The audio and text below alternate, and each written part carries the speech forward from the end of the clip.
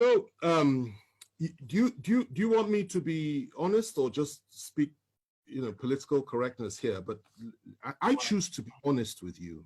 I choose to be honest with you, and for me to be honest with you, I have to go back a little bit. But let me start with the situation that we're facing in this country today. If you believe that those that are in power in Nigeria today would ever contemplate the possibility of giving power to an Igbo man in 2023 or thereafter, then you still haven't fully understood the challenge and the problem that we have in this country today.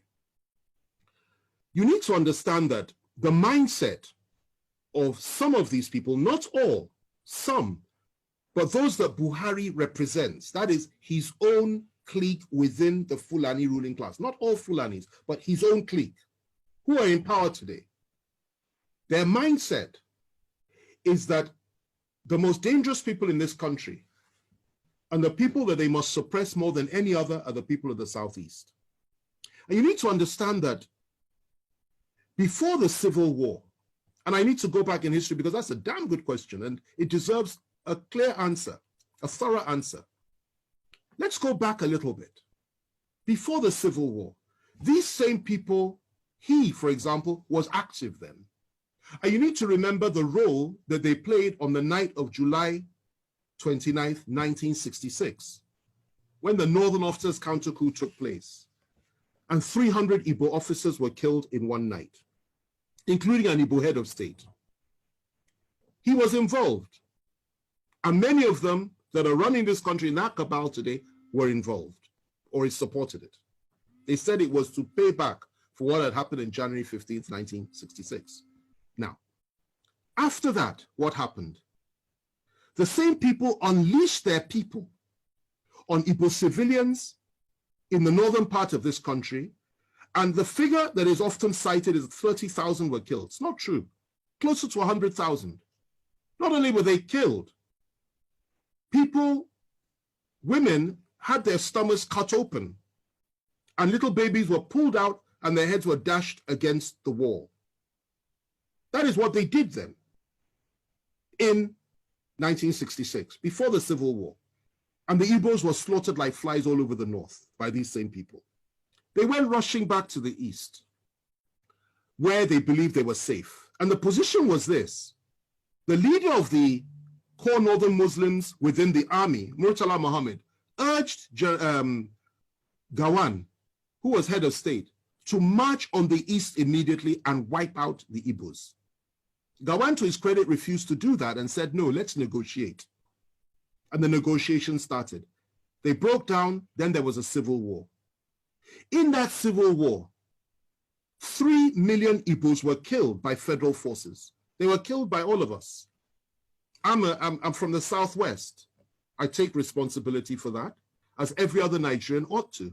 Civilians, not soldiers, 3 million, including 1 million children, subjected to genocide, subjected to mass murder, subjected to ethnic cleansing by us. The war ended. We did not apologize. Instead, what did we do? What did we do? We took all their property in the name of abandoned property. We gave them £20, even if they had $1 million in the bank. And we said, come back, no victor, no vanquished. Biggest lie from the pit of hell. There was a victor and there was a vanquished. And we all know who was who. They came back into Nigeria and we reintegrated them. But even with all the reintegration, no Igbo man could be trusted to be General Officer Commanding GOC until Obasanjo came to power in 1999. Igbos were not allowed to rise up within the military or in any power configuration in the country. It was something that was understood, that you never put an Igbo man in a position of real power. You can give him appointments, but you don't put him in a position of real power. Okay.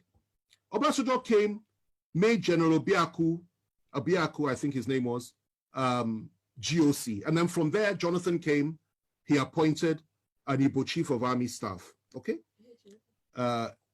Yes. My wife is reminding me of the name, Ehejireka. You know, he appointed an Igbo Chief of Army Staff. Okay? And we thought things would go on that way. There would be a reintegration of the Igbos. And Obasanjo integrated many Igbos, people like Obiezekele, and Uba, so many came in and playing key roles, key positions. We thought things would get better. And unfortunately for us, though, in 2015, everything changed because Nigerians elected, in quotation marks, a man that had, again, I say it again, a different worldview and went back to the pre-1966 disposition and mentality of things. And that position was that Igbos cannot be trusted.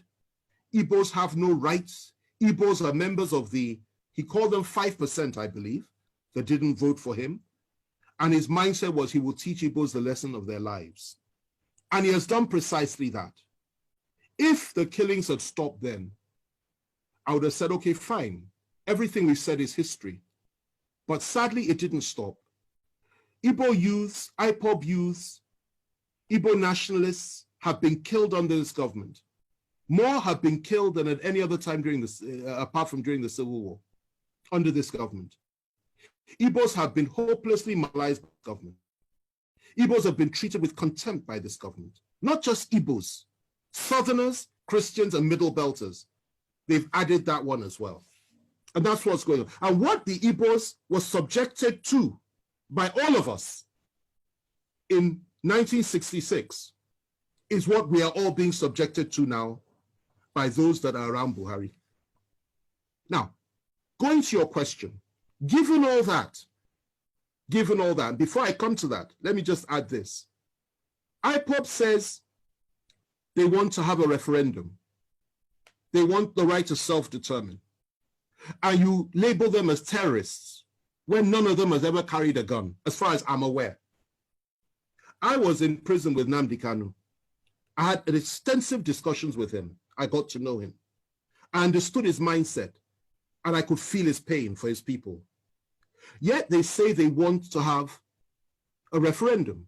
You say they're terrorists. Meanwhile, those that are butchering our people every day in the name of ethnic domination and hegemony, in the name of furthering the ambitions and the aspirations of Usman Dan Fodio and Sa'amadu Bello and Buhari himself, the three Mahdis, you don't call them terrorists. You pat them on the back, you refuse to arrest any of them. And you say what they're doing is okay. You encourage them, okay? And the same you, free Boko Haram terrorists, the same you once said that you want to apply Sharia all over the country. The same you said Muslims should only vote for Muslims. The same you says an attack on Boko Haram is an attack on the North.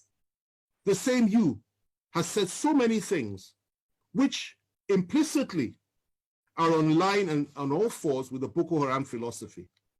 These are the people that have been ruling us for 5 years. And the same you has empowered the Fulani to a point that they have everything now. And you really believe that those people in 2023 will sit down and say that they will allow a situation to arise whereby the one they hate the most can possibly take power in this country? They will not allow that to happen. Now, if you ask me what I think that would be the way forward as an individual. That if you really want to appease the Southeast, indeed the people of the South, why on earth not? Why shouldn't we have that? But the reality is that those that control the levers of power are diametrically opposed to that philosophy. They don't pretend not to be. They will never deny it. And they're not even hiding it. So they won't allow that to happen. What they will tell you at the very best is possibly we'll give vice presidency to the Southeast.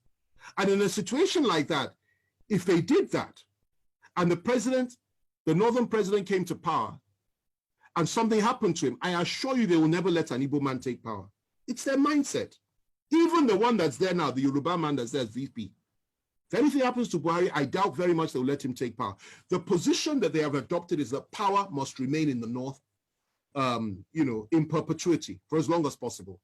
And they have rationalized it over and over again. So that's the situation that we're in. But left to me, two things. The first thing is this. That would go a long way to heal the wounds of the past, an apology for what we did to the Southeasterners and to the Igbos during the Civil War. Secondly, proper compensation and reparations for what we did to them. Thirdly, to now openly come forward and say, let an Igbo man be president of Nigeria, because they've never had an elected Igbo, we've never had an Igbo man leading us with power. Let it happen. That is what I would suggest. That's the first one.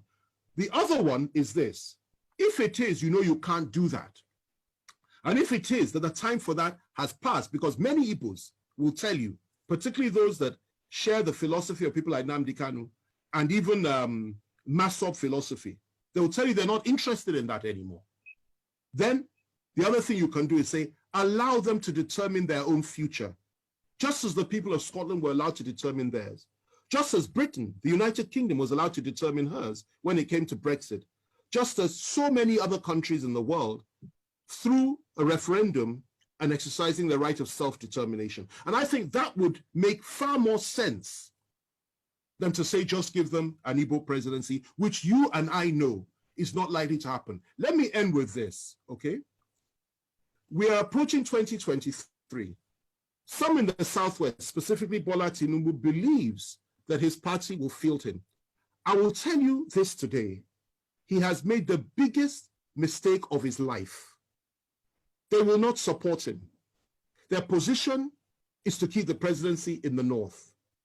And even if he manages to clinch the nomination for the APC, they will now shift their support to another party that will field a Northern candidate. Mark what I'm telling you today, because I've been right 9 times out of 10 when it comes to these predictions. I've been right. And I'm telling you, I'll be proved right again. That is the mess that we're in this country. So your aspirations are legitimate. You have every right to have an Igbo president. It will be a good thing for this country, for the people of the East, and indeed for the people of Africa. But those that believe they own Nigeria will not allow it, they will not accept it, and they will not create a level playing field for it. And that's the reality.